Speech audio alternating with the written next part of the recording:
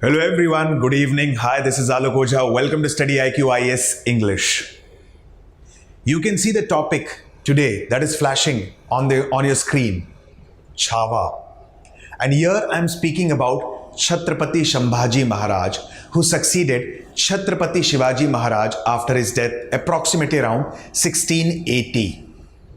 What were the political circumstances or situations at the time of the death of Chatrapati Shivaji Maharaj ji? Did directly Chatrapati Sambhaji Maharaj ji succeeded to the throne, or did he had to face any kind of a stiff resistance from his stepmother? Let's understand from today's video. Today's video won't be much lengthier, but it is quite interesting because I'm going to tell you the story of accession to the throne of Chatrapati Sambhaji Maharaj, also called as Chava. Chava, it's nothing but a Marathi word which basically means a lion's cub.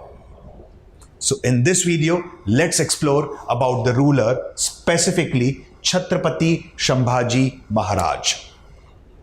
Now, before we understand about the accession to the throne of Shambhaji Maharaj ji, let me tell you in short again about Chatrapati Shivaji Maharaj ji, so that the aspirants, those who are new to the platform, can easily correlate the things that we have discussed in the previous sessions. It is said that Chatrapati Shivaji Maharaj ji had created his sway in the region of Deccan. Initially, Aurangzeb did not consider Chatrapati Shivaji Maharaj as a major ruler. In fact, he considered him nothing more than a mountain rat. But after defeating Afzal Khan, or after killing Afzal Khan, Shivaji Maharaj ji became one of the most important rulers in the region of Deccan. And now Aurangzeb, he got alarmed. He dispatched one of his maternal uncle and governor of Bengal, whose name was Shaist Khan, to contain Shivaji Maharaj ji. But in that case, Shaist Khan was unsuccessful. In fact, his 3 fingers were being cut by Shivaji Maharaj ji. Finally, Aurangzeb dispatched Raja Jai Singh, Mirza Raja Jai Singh, and he was successful in signing Treaty of Purandar with Shivaji Maharaj ji.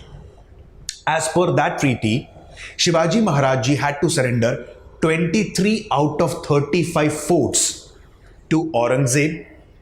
Apart from this, it is also said that he had to surrender 4 lakh gold hunas. After some time, Shivaji Maharaj ji, along with his elder son, Shambhaji Maharaj, he visited the court of Aurangzeb at Agra. Both of them were taken into captivation and put under a house arrest. Through his guerrilla warfare techniques, through his diplomatic skill, Shivaji Maharaj ji and Shambhaji Maharaj ji planned an escape from the region of Agra. Shivaji Maharaj ji started acquiring the territories that had been surrendered to Aurangzeb as a part of the treaty. After this, in 1674, Shivaji Maharaj ji coronated himself at a place called as Raigad. The coronation, specifically, after the coronation, he was referred as Chatrapati Shivaji Maharaj ji and Hinduvi Dharmodharak, protector of Hinduism.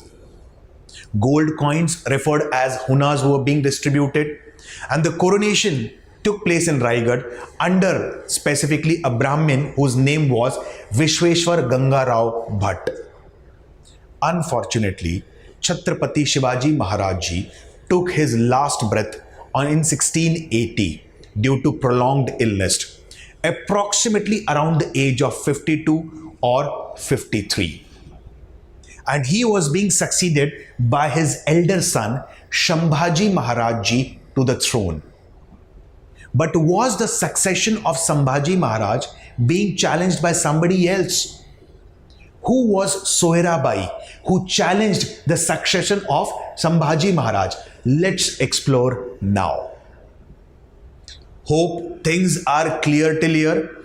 I've told you this short discussion of 5 minutes so that you can correlate the things that we have studied previously. Okay? Now, Shambhaji Maharaj, he was born in the fort of Purandar. Precisely speaking, he was born to Shivaji Maharaj ji and specifically Saibai. So Saibai, she was mother of Chatrapati Sambhaji Maharaj ji. Now it is believed that Shambhaji Maharaj ji's mother Saibai, she passed away approximately around 1659. So he was being raised up and nurtured by his grandmother Jizabai. At the very young age, Sambhaji Maharaji, the young Shambhaji, he was being married to Jivubai, who was later on called as Yesubai. Okay, Jivubai, who was later on renamed as Yesubai, and she was the daughter of Pilaji Rao Shirke. Okay, now this was a kind of a straightforward matrimonial alliance, as we have seen in ancient India as well. Matrimonial alliances was one of the way to strengthen one's political power and influence. Similarly, in medieval India as well, one of the finest example was Akbar. We had studied that like Akbar knew one important fact, and that was it is not easier to crush the rebellions by the Rajputs. And every time he cannot afford to fight battles with the Rajputs. So he followed the policy of entering into matrimonial alliances. True, like precisely speaking, he had many Rajput wives. One of them was Jodhabai. Correct? Like Raja of Amer, Bharmal. He initiated the policy of matrimonial alliances with the Mughals. So in this way, one can strengthen his political power and influence. And at that time, specifically speaking, Pilaji Rao Shirke, he was Deshmukh in the region of Konkan, precisely the coastal region of Maharashtra. And that was the part of Bijapur Sultanate. So indirectly, the region of Konkan, it had been provided access to Shivaji Maharaji as a part of this matrimonial alliances. So in very simple words, marriage alliance of Chatrapati Sambhaji Maharaj ji with Jivubai, also renamed or referred as Yesubai, was a kind of a straightforward diplomatic deal. Okay, because his father Pilaji Rao Deshmukh was a successful Deshmukh and was quite powerful and influential in that region. Hope the point is clear till here. For easier understanding, I will repeat the points again. The aspirants, those who are new to the platform, one can find the PDF or the PPT of this session and the previous sessions on my Telegram channel, history_Alok Ojha. I repeat, history_Alok Ojha. Okay? I'll repeat the points again so that you can understand things in a easier manner. Shambhaji Maharaj, he was born at the fort of Purandar. He was born to Chatrapati Shivaji Maharaj ji and specifically whom? And Saibai, his mother. Like around 1659, his mother passed away. So he was being raised up by his grandmother, whose name was Jizabai. Okay. Now it is believed that at a very young age, he was married to Jivubai, who was later on renamed as Yesubai. The marriage alliance between Yesubai and Shambhaji Maharaj was kind of a diplomatic deal, because Jivubai or Yesubai's father, Pilaji Rao, specifically Shirke, he was an important minister in the court of the Golcondas, of what we say, in the court of Bijapur. And he can provide access to the region of Konkan to Chatrapati Shivaji Maharaj. Okay? At that time, specifically around 1680, what happened? Around 1680, Chatrapati Shivaji Maharaj ji passed away approximately around the age of 52 to 53 due to prolonged illness. And now it is believed that specifically Soirabai, one of the stepmothers, and Annaji Datto, they had made another plot. When Shivaji Maharaj ji had passed away, at that time, Shambhaji Maharaj ji was taken into captivation at the fort of Panhala. And there was a plot by Soirabai and one of the minister Annaji Datto that they will put on the throne whom? Raja Ram. Okay, I'll give you a small example. Chatrapati Shivaji Maharaj ji, he had two wives, Saibai and Soirabai. Okay, Saibai's son was specifically this Shambhaji Maharaj ji. Okay, and secondly, Soirabai's son was Rajaram. Now, what happened further? When Chatrapati Shivaji Maharaj ji passed away, Sambha, that is Chatrapati Sambhaji Maharaj ji, also referred as Shambhu Raje, he was taken into captivation at Panhala fort. And this entire plot was being planned by his stepmother, whose name was Soirabai. She had planned this plot with the help of one of the ministers whose name was Annaji Datto. Why they had planned this plot? Because they did not want Shambhaji Maharaj to succeed. In fact, they wanted Raja Ram to succeed.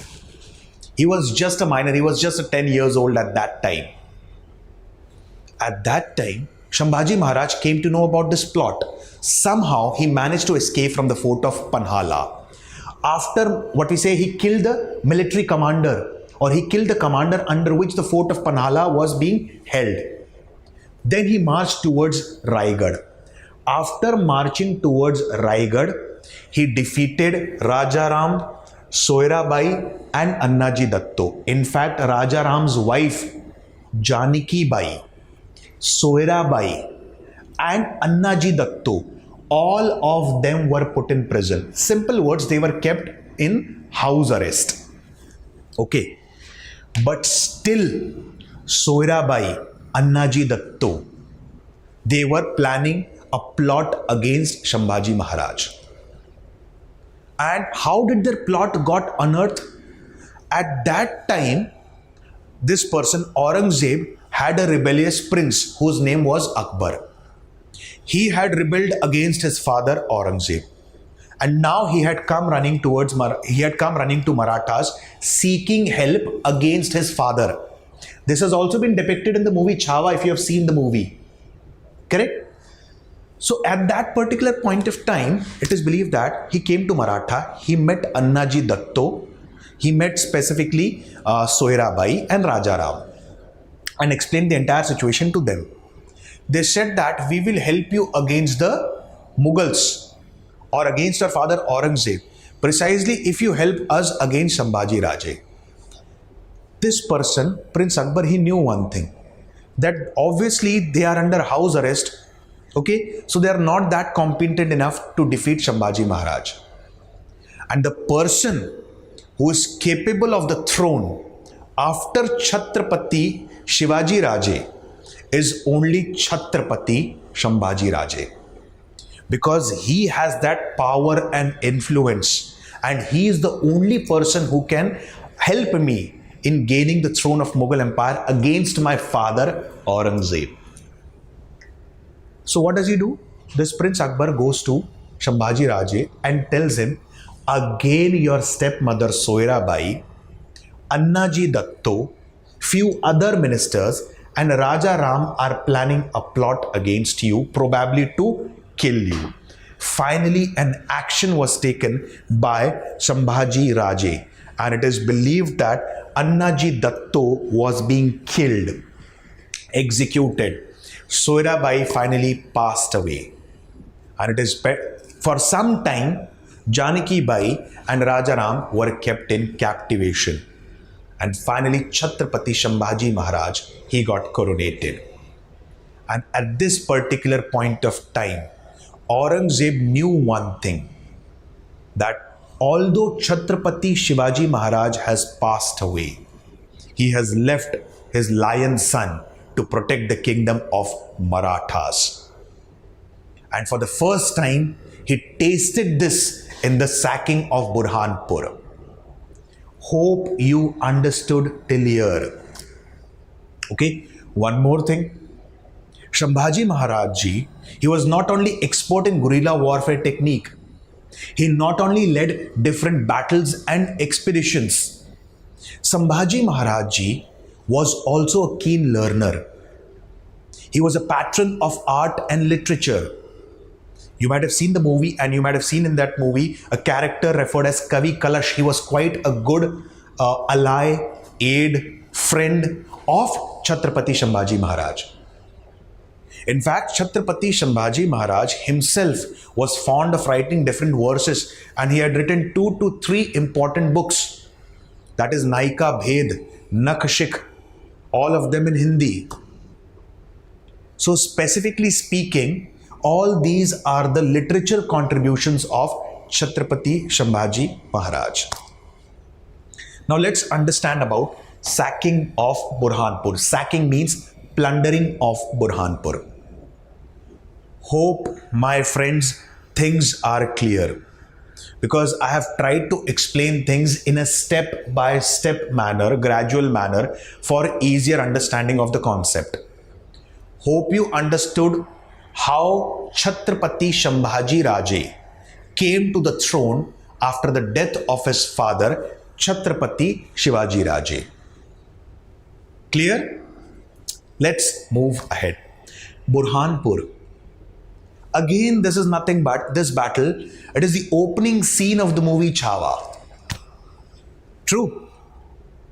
Even though those who haven't watched the movie, just listen to the story, you'll understand things. Specifically speaking, the entire region of Madhya Pradesh geographically has been divided into different units. The northern part of Madhya Pradesh is referred as Bundelkhand. The eastern part of MP is referred as Baghelkhand. Western part, including Dhar, Mandu, Ujjain, Indore, Ratlam, it is referred as Malwa. Central part is referred as Gondwana. On the other hand, the southern part is referred as Nimad. The two important districts of Nimad are Khandwa and Burhanpur. At that time, Burhanpur was one of the most important epicenter of economic activities and could be considered as one of the richest regions in the extension of Deccan. At that time, Chatrapati Shambhu Raje had decided to conquer this region, to what we say specifically plunder this region. And here it is believed that the major role was being played by his Senapati, his military commander, whose name was Hambirao Mohite. Approximately cavalrymen of 15 to 20,000, they reached the city of Burhanpur. The city of Burhanpur was plundered for next 2 to 3 days. Okay. Apart from this, it is believed that Chatrapati Sambhaji Maharaj ji, he also plundered the suburb of Burhanpur. In fact, one of the military commanders, whose name was Kakar Khan, he was not able to contain this region of Burhanpur from Hambirao Mohite. And Marathas, it is said that they plundered approximately booty worth of 2 crore rupees. And this was a major setback for Aurangzeb.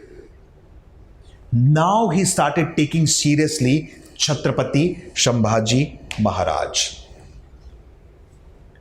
Okay, so Burhanpur, it was being plundered by the Marathas for the next 2 to 3 days.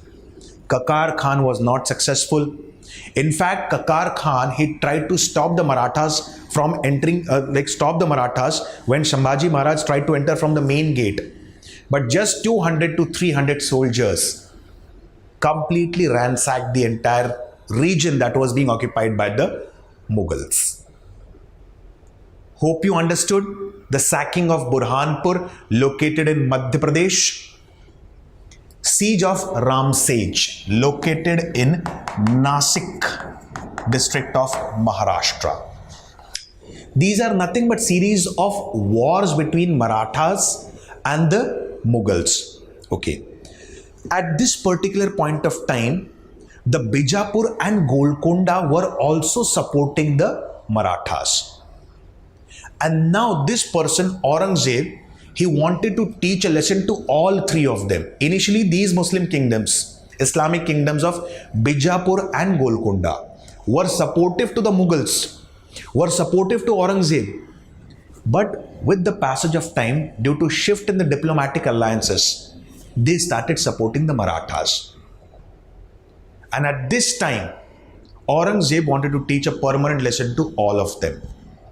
So he conquered, or he tried to attack the fort of Ramsej, which is located in the region of Nasik. He also tried to attack the Baglana regions. Okay, Baglana and the Nasik region. At this particular point of time, to an extent, Mughals were successful and Marathas evacuated the fort of Ramsej as a part of diplomatic move. So first was specifically sacking of Burhanpur, followed by siege of Ramsej from the side of Mughals. Hope you understood this. Then comes Mughal invasions of Konkan. Right from the time of Shivaji Maharaj, the region of Konkan also had an influence of the Marathas. How? I have told you, marriage alliance of Shambhaji Maharaj, okay, with the daughter of Deshmukh, Pilaji Rao, what we say, Shirke, whose name was Jivubai or Yeshubai. Correct? I mean the marriage alliance of Shambhaji Maharaj. Okay, Shambhaji Maharaj with the daughter of Pilaji Rao Shirke, was Deshmukh. Correct? Was a kind of a diplomatic move, and from that time itself, Chatrapati Shivaji Maharaj had a good influence in the region of Konkan. True, at this particular point of time, Shah Alam was being dispatched by Mughals to conquer the region of Konkan. Now, at this particular point of time, through their specifically guerrilla warfare techniques, what happened? Specifically, the Mughal troops initially were successful, but with the passage of time, they had to face retreat. Okay, many of them started perishing, like specifically, many of them due to the guerrilla warfare techniques of the Marathas died. In fact, 1/3 of the Mughal they passed away, they died, their soldiers. Secondly, Marathas had to incur some losses, but they were not major losses in comparison to the losses that Mughals faced. So this was nothing but the Konkan invasions.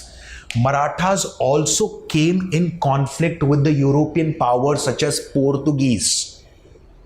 Okay, I'll give you a small example. Portuguese, like, I'm not going a bit away from the topic, but I'll explain about Portuguese in short for the next 2 to 3 minutes so that you can easily correlate things. Portuguese were the first Europeans to arrive in India. Correct? Like, specifically speaking, it is said that through Cape of Good Hope, Vasco da Gama landed at the coast of Calicut at that time, which was being ruled by Eradi dynasty ruler Samutri, also referred as Zamorin.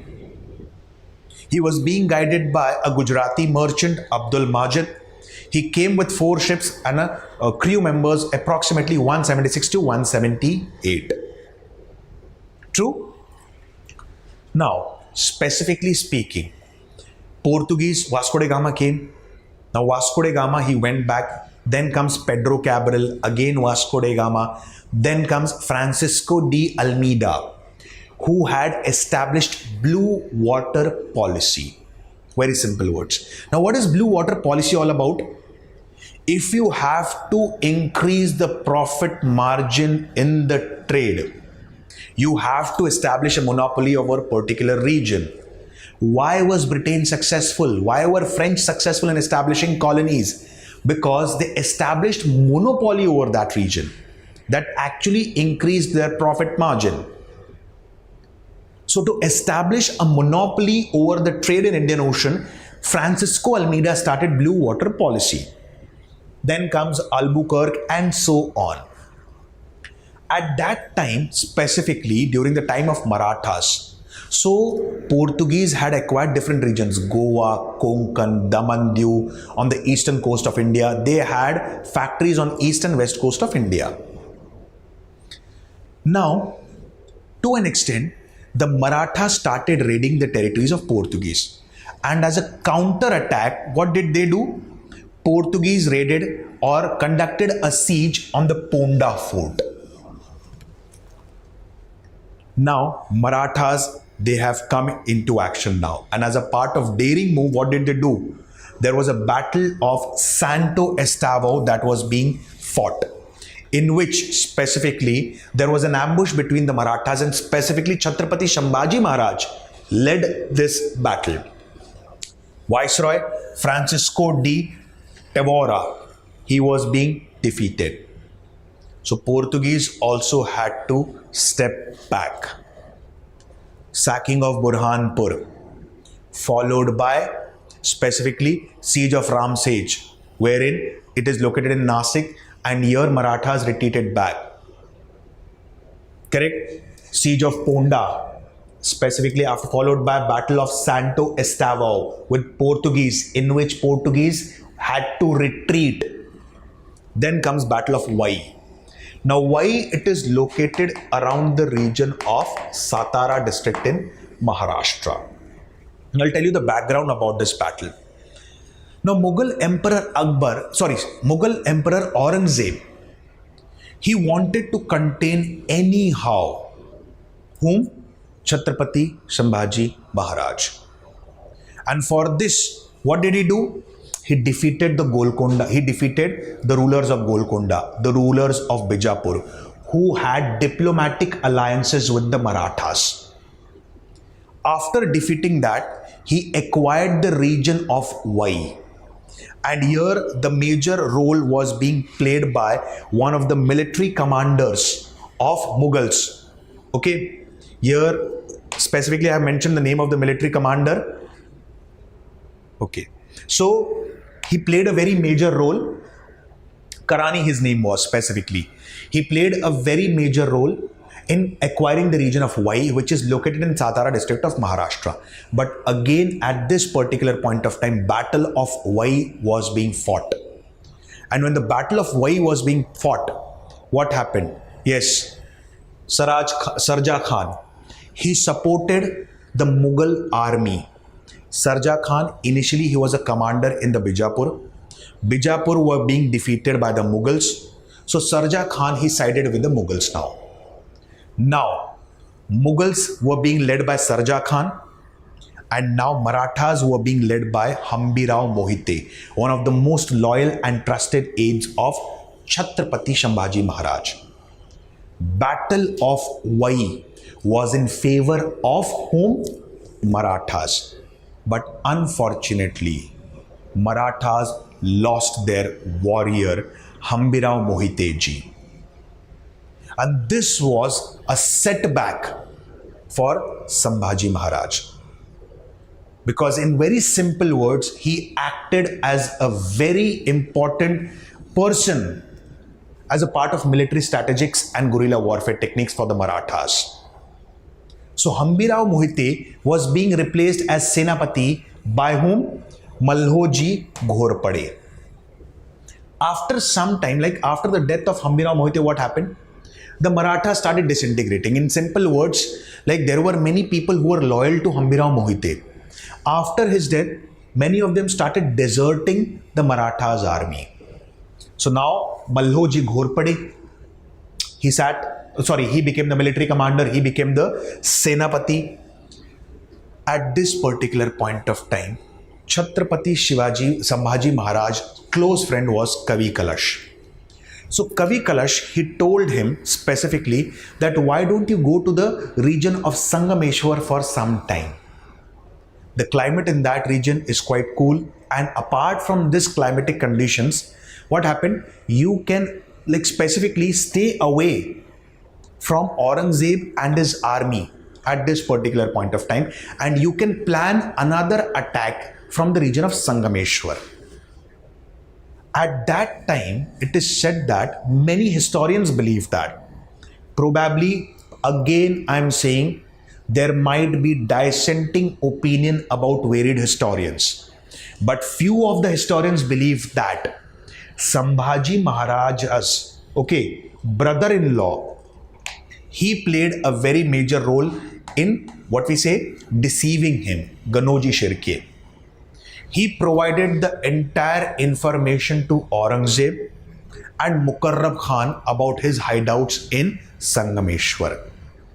At that time in Sangameshwar, only handful soldiers were there of Marathas. Chatrapati Sambhaji Maharaj was there, and his friend Kavi Kalash was there. He was being attacked. He was being taken into captivation and moved to the region of Akluj, which is located near Pandharpur, because at that time Aurangzeb was camping near Akluj. It is believed that Shambhaji Maharaj and secondly his friend Kavi Kalash were being tortured. Specifically speaking, his shoulders were being dislocated, his knees were being dislocated, his tongue was being taken out, his skin was being ripped. Apart from this, it is said that Chatrapati Sambhaji Maharaj ji, he was being blinded. Why? Because it is said that Aurangzeb had put forth 2 to 3 important conditions. The first condition was all his forts and the amassed Maratha treasure should be given back to the Mughals. As I have told you, approximately the treasury or the booty worth rupees 2 crore was plundered from the region of Burhanpur. Give it back. Second, reveal the names of all the Mughal officers who were secretly colluding with the Marathas. As I have told you, Bijapur and Golconda, who were vassals initially of the Mughals, who were supporting Mughals initially, have now started supporting the Marathas.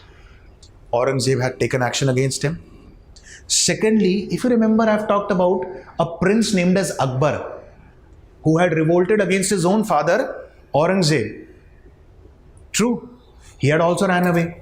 So now Aurangzeb wanted to keep his position intact at any cost. So he asked Chatrapati Sambhaji Maharaj, tell me the name of the officers who have sided by yours, who have supported you.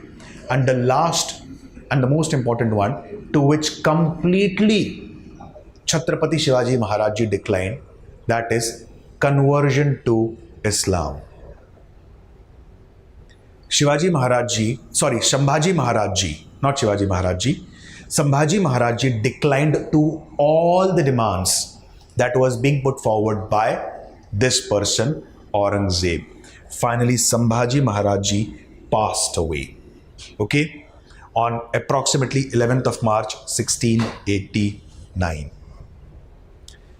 So this was a short story of Chatrapati Sambhaji Maharaj, one of the brave Maratha warriors, also referred as Chhawa, that is a lion's cub. So hope you understood the story of Chatrapati Sambhaji Maharaj, son of Chatrapati Shivaji Maharaj. In the coming session, we'll be talking about Mughal administration.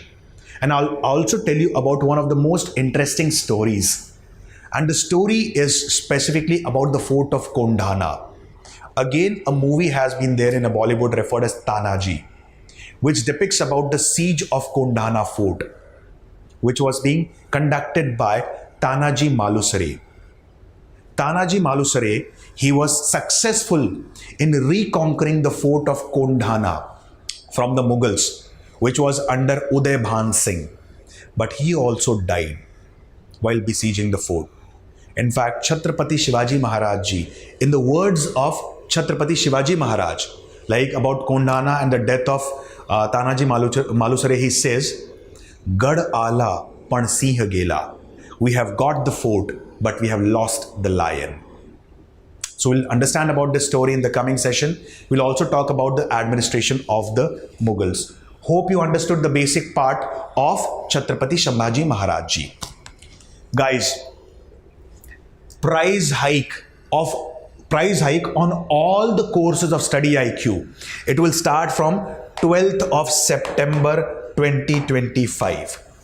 Okay, it's not just about the courses of UPSC or Uttar Pradesh PSC, Bihar State PSC, or for that sake, State PSC of any state. On all the courses, UPSC, State PSC, Judiciary, Optionals and so on.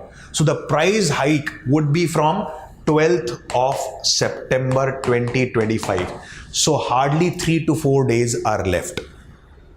So in that case, please do visit the website of StudyIQ, scroll down through the courses, try and understand the features of the courses like 1000 plus live and recorded classes, mentorship program, courses completely in English language, which will cater to the needs of the aspirants from Southern India and Northeastern India. Okay, so just visit there, have a look at the specific features of the courses. The courses are available for 26, that is 2026, 2027 and 2028. Price hike from 12th of September. The fees is quite pocket friendly in comparison to the hefty fees of the offline centers in Delhi. Okay guys, so in that case, if anyone is interested in the course, you can use the code that is flashing on your screen. I repeat the code Alok Live. That is Alok Live. Hope you understood things. Hope the session was interesting. So within few days, again, I will be coming up with a new video on Marathas administration, and I won't miss the story of Kondhana Fort. Okay guys. So with this, I'll stop my words for the day. Thank you. Bye-bye.